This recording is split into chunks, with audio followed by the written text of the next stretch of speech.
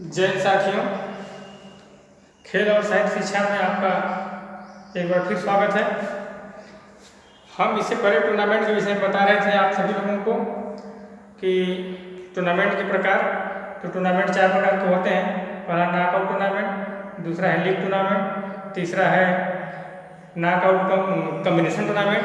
Combination में जिसमें आता है पहले नॉकआउट करा लेते हैं, फिर उसके बाद लीग करा लेंगे, या पहले लीग करा लेंगे फिर बाद में कॉम्बिनेशन करा लेंगे, नॉकआउट करा लेंगे। फिर इसके बाद आता है हमारा चैलेंज टूर्नामेंट। तो हम चैलेंज टूर्नामेंट के अंतर्गत देख लेंगे कि चैलेंज टूर्नामेंट क्यों कराया जाता है और यह किसके बीच हो सकता है। तो चैलेंज टूर्नामेंट सबसे पहले हम जान लेंगे कि सिंगल और डबल में हो सकता है। जैसे जितने भी गेम हैं सिंगल के, या जितने भी गेम हैं डबल के, हम उसके अंतर्गत करा सकते हैं। जैसे कुश्ती हो गया, जूडो हो गया, बैडमिंटन हो गया, टेनिस हो गया, टेबल टेनिस हो गया। जो सिंगल प्रतियोगिताएं होती हैं जिसमें सिंगल खिलाड़ी भाग लेते हैं, ऐसे टूर्नामेंट में हम चैलेंज टूर्नामेंट करा सकते हैं। और दूसरी चीज़ है कि चैलेंज टूर्नामेंट क्यों कराते हैं, तो इसमें एक बेहतर खिलाड़ी को सामने लाने के लिए, सबसे बेस्ट परफॉर्मेंस देने वाले खिलाड़ी को सबसे ऊपर रखने के लिए चैलेंज टूर्नामेंट कराया जाता है। और इसमें हर खिलाड़ी को मौका दिया जाता है कि आप अपने से सीनियर खिलाड़ी को या अपने से बेहतर खिलाड़ी को चैलेंज दे सकते हैं। इसको कराने की भी 2 विधि होती है। तो चैलेंज टूर्नामेंट कराने की 2 विधि है, जिसमें पहला विधि लैडर विधि, और दूसरा है पिरामिड विधि।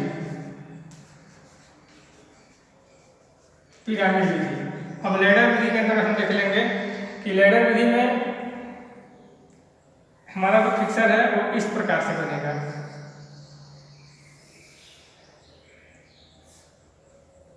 अब इसमें हम देख लेंगे कि सबसे हमारे पास कितने खिलाड़ी हैं। जो खिलाड़ियों की संख्या रहेगी उस खिलाड़ियों की संख्या के अकॉर्डिंग हम लैडर तैयार करेंगे। अगर खिलाड़ियों की संख्या मान लीजिए अगर 10 है, 5 है, इसे 1 2 3 4 5 6 मान लीजिए, तो हम किस खिलाड़ी को किस स्थान पर रखेंगे इस पे हमें विशेष ध्यान देना होगा।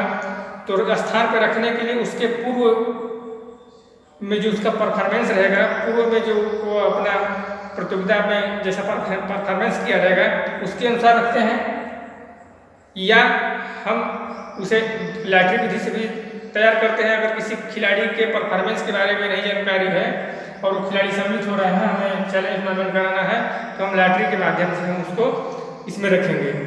तो जैसे मानिए कि यहाँ आ गया B, यहाँ C, यहाँ A, यहाँ D, यहाँ E और यहाँ कर लेते हैं F। अगर ये हमारे खिलाड़ी हैं तो इनके हम पूर्व निर्धारित परफॉर्मेंस के आधार पर रखेंगे, या हम अगर कोई नया खिलाड़ी है तो उसके लिए हम यहाँ पे प्रयोग करेंगे लॉटरी विधि का।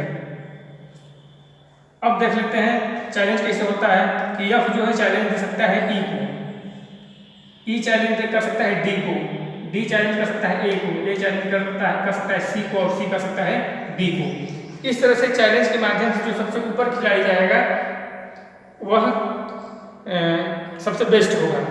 लेकिन अब हम चाहेंगे कि F डायरेक्ट C को चैलेंज कर दे, ऐसा संभव नहीं है। D B को कर दे, ऐसा संभव नहीं है, क्योंकि जब भी अगर वो चैलेंज करेगा अपने से ऊपर वाले खिलाड़ी को चैलेंज कर सकता है।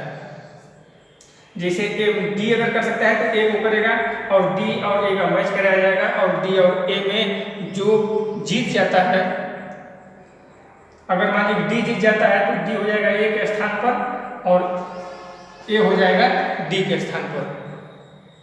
इसमें यही विशेष ध्यान दिया जाता है।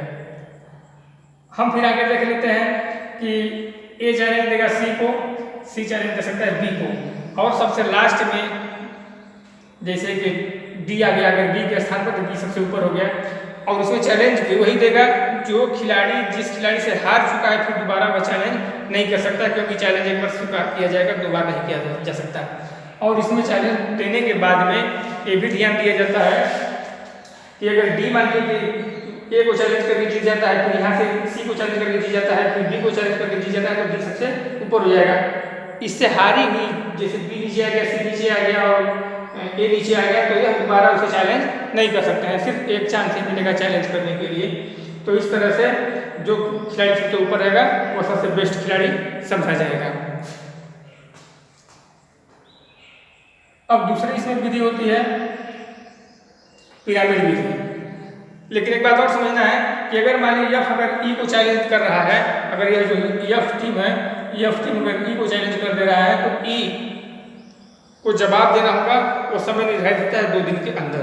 अगर 2 दिन के अंदर अगर इसके साथ अगर मैच खेल लेता है ई तब तो ठीक है, नहीं ई अगर खेलता है तो आपको बस समझा जाएगा और ई के जगह पे यफ को स्थापित कर दिया जाएगा और यफ को ई के जगह पे ला कर रख दिया जाएगा। इससे समय जो दिया जाता है वह 2 दिन का अधिकतम समय दिया जाएगा। 2 दिन के समय में ही वह अपने इस चैलेंज को स्वीकार करेगा और अपने अपोनेंट खिलाड़ी से वह मैच करेगा, खेलेगा। अगला है पिरामिड विधि। पिरामिड विधि में फिक्सर ऐसे बनाते हैं और पिरामिड विधि ज़्यादातर जहाँ ज़्यादा संख्या होती है खिलाड़ियों की उस जगह पर प्रयोग किया जाता है। जैसे इस तरह से एक खिलाड़ी है, एक रैंक में शामिल होने वाले प्रत्येक खिलाड़ी को सबसे निचले क्रम में रखा जाएगा, फिर इससे ऊपर वाले रैंक वाले खिलाड़ियों को यहाँ रखा जाएगा इस तरह से।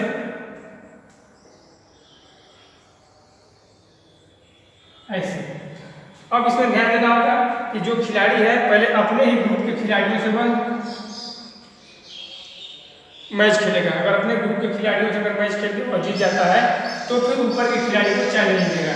अगर ऊपर के खिलाड़ी को चैलेंज देता है, ऊपर का खिलाड़ी स्वीकार कर लेता है और ऊपर का खिलाड़ी जब मैच में शामिल होता है, दोनों के बीच प्रतियोगिताएं होती हैं। अगर ऊपर का खिलाड़ी अगर हार जाता है तो वह नीचे चला आएगा और जो नीचे वाला खिलाड़ी होगा वो उसके स्थान पर जाकर स्थापित हो जाएगा और पूरा अपने ग्रुप के समस्त खिलाड़ियों से वह खेलेगा, तब जाके फिर ऊपर चैलेंज दे सकता है। जब यहाँ अगर नहीं खेलेगा अपनी टीम में या अपने ग्रुप में जितने खिलाड़ी हैं, इन खिलाड़ियों से अगर वह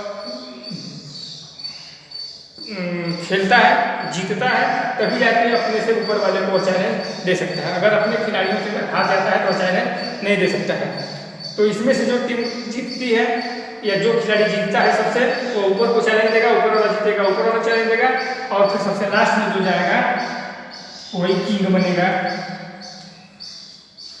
इसे किंग टूर्नामेंट के नाम से भी जानते हैं, वही किंग बनेगा। तो इस तरह से पिरामिड विधि इस तरह से कराई जाती है। और एक होता है किंग टूर्नामेंट, पिरामिड विधि में पहला है किंग टूर्नामेंट और दूसरा एक और होता है इसी में कप टूर्नामेंट। अब कप टूर्नामेंट में वह इस आकार का उसका चित्र बनेगा, यहाँ आपको हम दिखा दे रहे हैं।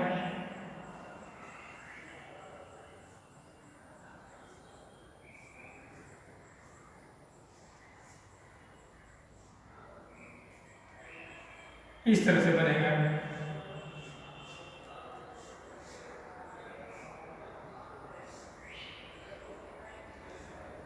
सेम वही है, थोड़ा सा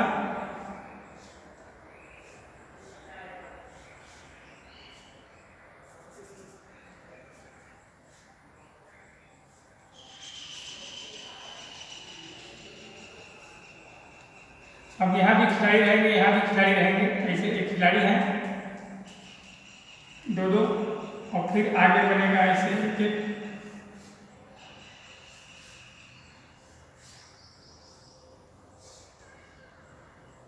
इन सब में भी खिलाड़ी रहेंगे।